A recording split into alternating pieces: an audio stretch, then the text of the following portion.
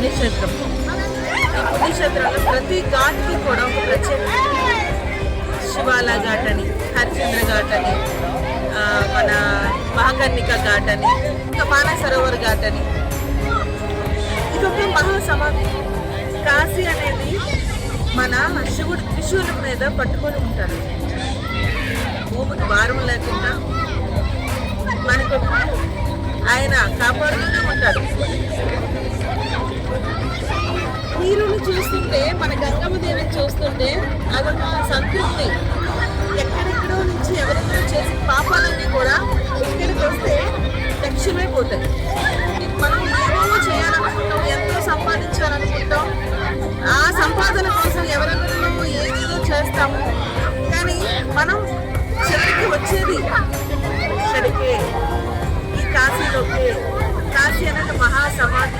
ఈ సమాధిలోకి ప్రతి జీవుడు వస్తాడు. చిన్న జీవితం, అందరూ ఆనందంగా ఉండండి.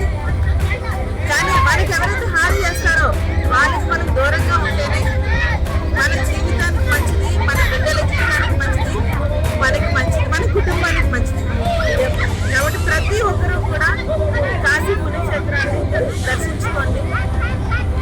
దీని మించిన పుణ్యం మరొకటి మనకు ఉండదు. అందుకే మన అందరూ కూడా త్రిలోకగారి, త్రిశంచారి అంటారు. ఆయన ప్రతి